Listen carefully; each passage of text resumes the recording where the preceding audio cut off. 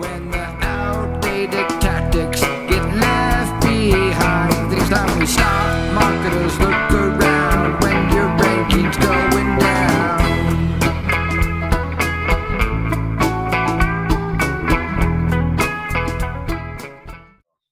It's the Jim and Ann Show. Today we have special guest Ben Fisher. Ben Fisher is the co-founder of Steady Demand, which specializes in local and in social. He's really been a local marketing expert for years. He's been doing social media marketing for years. In fact, speaking about years, you've been pretty much in the SEO and marketing game since 1994. So really, really old school. And for the last several years, you've been specializing in the Google business profile area, which used to be called Google My Business, and now is Google Business Profiles. And you are probably you're one of the leading experts, if not the expert, on Google Business Profiles. And but Ben, let's really start out with the simple question. What is the Google Business Profile, and why should people care about it, and how do you optimize for it? All right. So thank you, Jim and Ann, for having me. Two old friends. Gosh, we've known each other since, 2001? Yep. Something like that. Way back in the day. Gosh, yeah. So, all right. So, let's go with the basics first, right? And everybody just, I'm Ben Fisher, Steady Demand, Google Business Profile product expert, basically, which just means that I'm a diamond product expert for levels. Just means that I work with Google on a daily basis and can influence the product and basically help a lot. Okay, so what is the Google Business Profile? Basically, anytime you do a search, right, that has local intent, you're going to run into a Google Business Profile. The easiest way I like to explain that is if you're looking for, say, an Italian restaurant near me tonight, and you just have a hankering, it's like, you got to get some lasagna, right? What Google's going to do is based on that intent, it's going to look up from a proximity standpoint and a relevancy standpoint, and of something that's basically prominent, which ties into relevancy anyway. But from a proximity and relevancy standpoint of places that are near you, literally, so you don't have to say near me if you don't want to, but that are near you that match your intent. And it's going to show you basically options based on that. So you're going to come up with, Olive Garden's probably, maybe a Rosati's pizza or something like that. Which also can be influenced based on your previous behavior, but that's just standard Google organic search, right? Doing that. And so that's basically it. It helps merchants at its core. It helps merchants find consumers, and it helps consumers find merchants. And that's the basics of it, actually. And Google's going to try and grab some data automatically, but you also can, in a sense, claim it and fill out more information. And probably not everyone does that. So 46% of Google Business Profiles are unclaimed. How this works is that back in the day when Google first started Google Local, which was in, I think, 2007, they struck up a deal with Yellow Pages. And they basically imported all of Yellow Pages into Google Local. And these were all unclaimed profiles. They don't do it to that degree today, but that's what got it kickstarted. Today, what they do is yes, they scrape data from online, and most people don't know this, from offline sources. So they can actually look at utility bills, internet bills, things like that, which are public record government-wise. And they can create a Google Business Profile based on that data if there is other correlating data around the internet. So you kind of have to geek out in semantic search to understand that, I guess. Well, let's talk about that correlating data as well. I want to jump into what is that correlating data? What are these places where you also should be listed? Should it be consistent? Is there optimization methods in that? Consistency in the past meant a lot, right? and you wanted to be consistent everywhere. You wanted to be consistent, even down Joe's blog. You wanted to be consistent. Nowadays, it doesn't matter because, as we all know, we webmasters and people in SEOs screw everything up for everybody else eventually. And citations went that way too. They were just abused. So now things that are authoritative in nature are what actually matters from a data consistency perspective. Authoritative in nature could be Yelp. It could be LinkedIn. It could be Better Business Bureau. Places like that. Places that are not Facebook, Twitter, any social media site actually. Or Joe's blog. Again, these are all low quality sources basically, and they're not trusted. And so Google wants to have trusted information. That's why things like the BBB and LinkedIn, I don't know why LinkedIn, but LinkedIn are considered as accurate and trustworthy. And then you have government sources and also offline sources. Those are almost always going to be something that can be trusted. So if Google sees... What is an example of an offline? Offline can be any publicly record city license databases, business license databases. Usually I have seen a utility bill, believe it or not, that had the incorrect information in it. It was off by a couple of zip code numbers in the zip code. I've seen that create a Google business profile before as well. So, you just want to make sure that your house is basically in order. So that way Google's not creating duplicates, by the way. That's because that's actually the side effect of this, is if Google sees it and they create a new listing without your knowledge, then it can actually create a duplicate if you have a verified listing. And now all of a sudden this new one becomes the actual profile and your old one is gone. I've seen it. It's very rare that it happens, but when it does, it's earth shattering. Yeah. So you have the ones which are unclaimed, okay, which is not the majority, by the way. The majority is more, I'm starting a business, so I'm going to just start a Google business profile from scratch. And you can get started by just going to business.google.com and click get started, and you can start your business profile. The beautiful thing is that a GBP is free. It's free. Damn. It's Google's giving you a way to make 90% of your new sales, which, by the way, that's an actual stat too, is when you have a local GBP profile, 90% of your business is going to come from Google. So it's huge. You marry that with the fact that 65% of queries have local intent. Okay. So you marry those two things together, and if you don't have a Google business profile, you're crazy. I hired a mobile mechanic and I had him come over and look at my car. I was like, yeah. So it's like, so are you on Google Business? And, can I leave a review? He's like, what's that? I was like, oh, dude. I was like, man, you're struggling for work. Come on, man. And I set him up with a GBP. 3 weeks later, he called me up. He's like, holy crap. He's like, I literally am booked up for the 2 months now. I was like, great, fantastic. You get me in next week. Yes.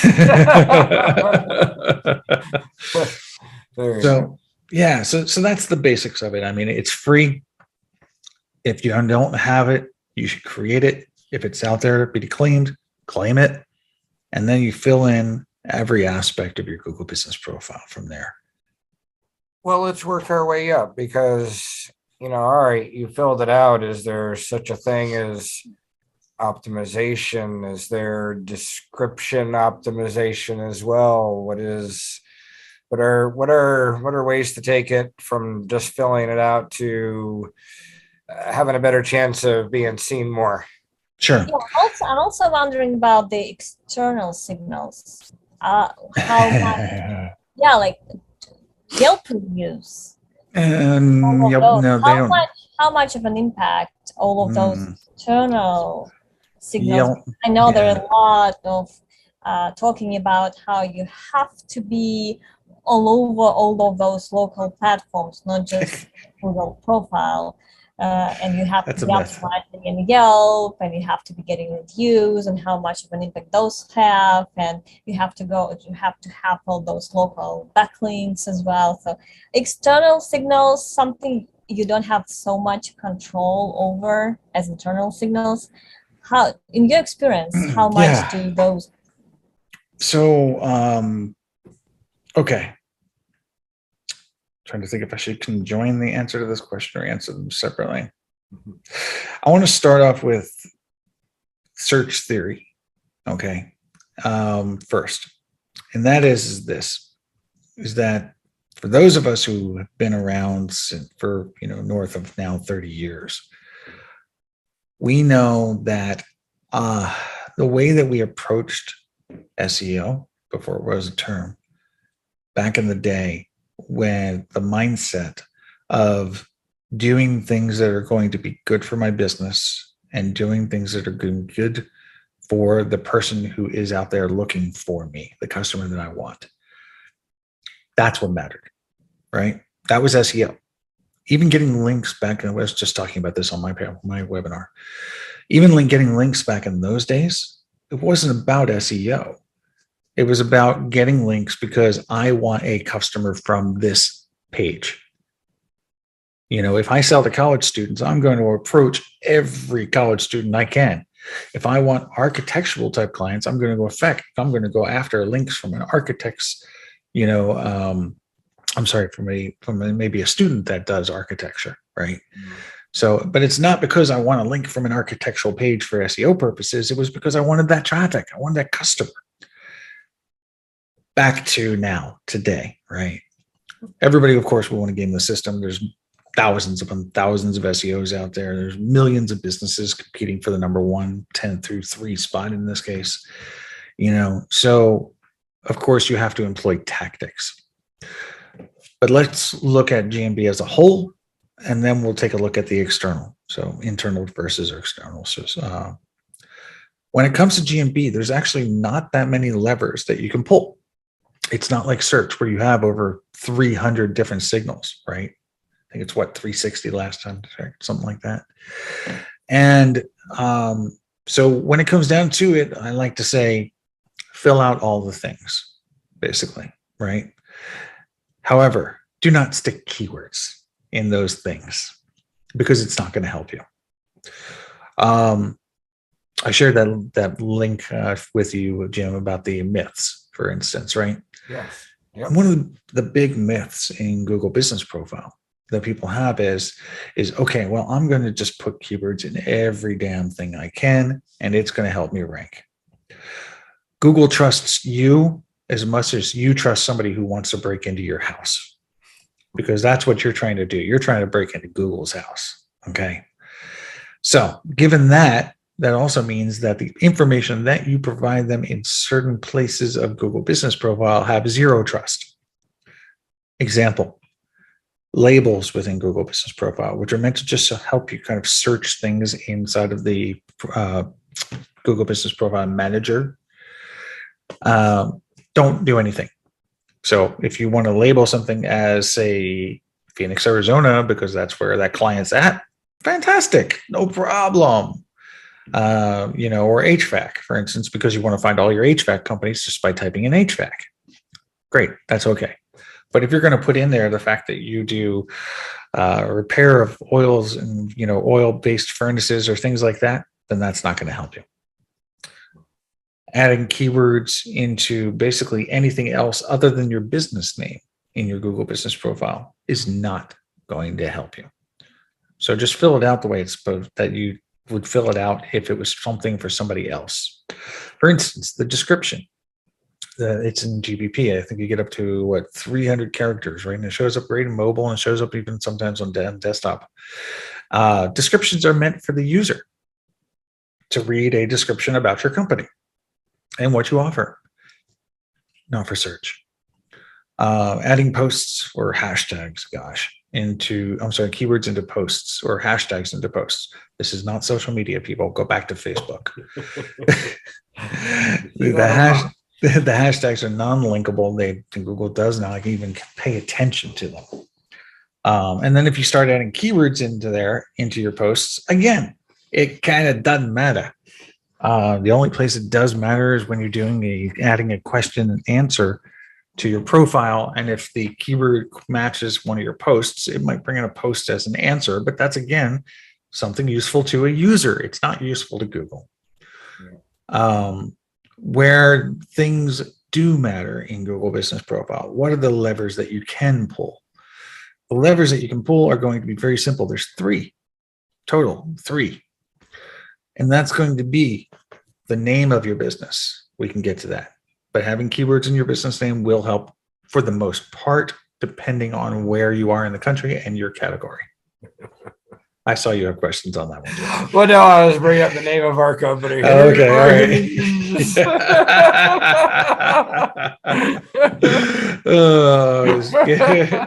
Internet marketing link ninjas. No.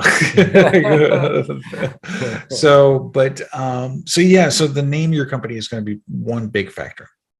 Your primary category is your biggest factor. This is something that you're not going to manipulate, by the way. It's you are what you are. That's all there is to it. You pick your category based on who you are, not what you do. Okay, so that's the question you ask. Who are you? Not what do you do? Like, for instance, you're a link builder, you're a content creator, right? But who you are is you're a marketing agency. That's what you actually are. Or internet marketing agency, actually. So category, number 1. Underneath of category, I say it's the same thing, basically, your subcategories. But again, only choose categories which are relevant to you unless you are actually selling ice cream. And in that case, then I think you should add ice cream manufacturer to your thing. Or in the case of the example I'd really love to give is, if you really do underwater basket weaving, you should add that as a subcategory. Believe it or not, there is actually a business category for underwater basket weaving. Just saying. Wow. Yeah. Who would have known? Yeah. So there's that. The URL, in most circumstances, the URL that you point to is going to also impact your ranking just a little bit, not much. And then finally, the review. How can I put this? Reviews and review ratings up to a certain point. The copy of the review which you are given has influence as well. Not replies, given. Although I've heard that's actually going away. So, but that's it. That is literally it. Now, and onto your question, because it's extremely important.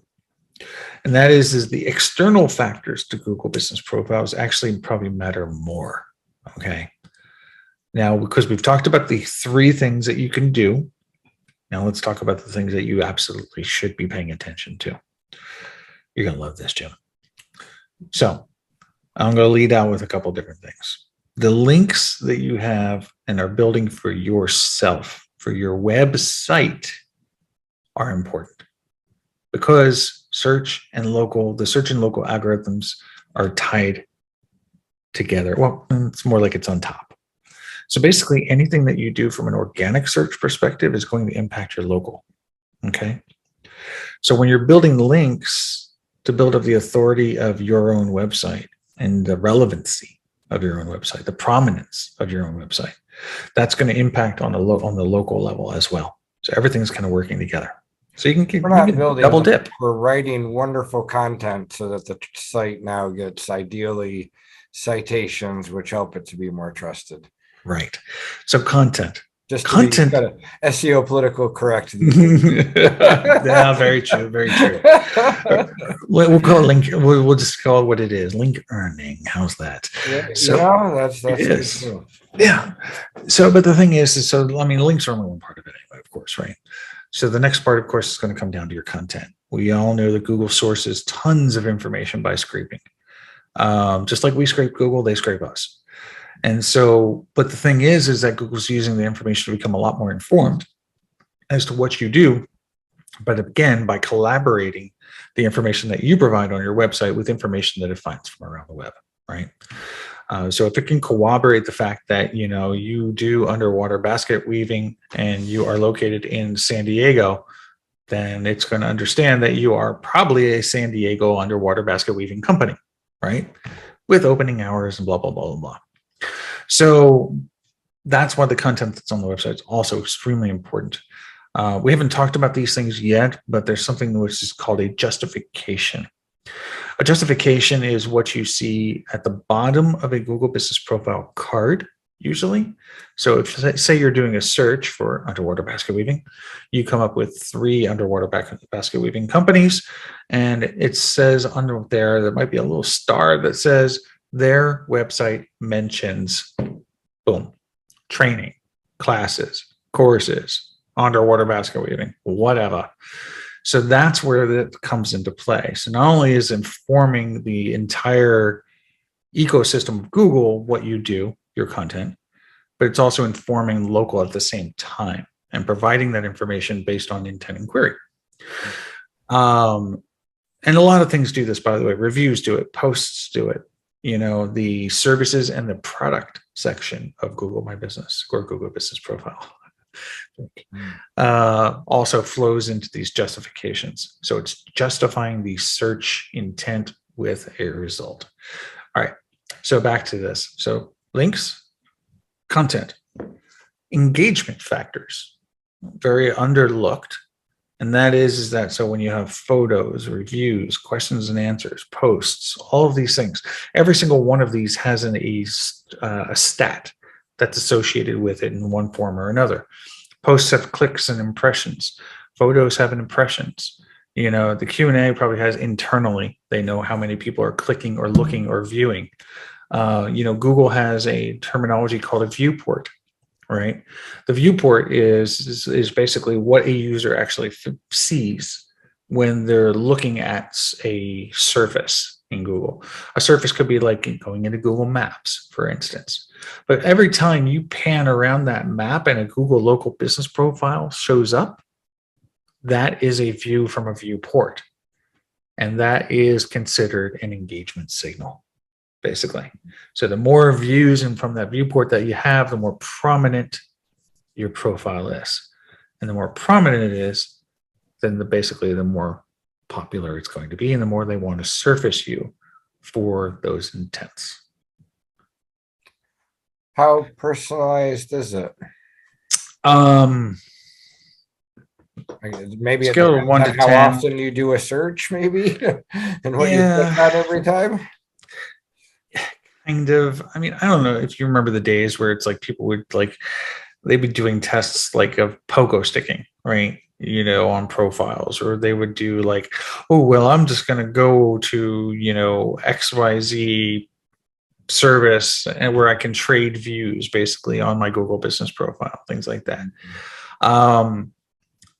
It's important, but it's not, it's 3 out of 10 if I had to give an importance scale. Stock marketers look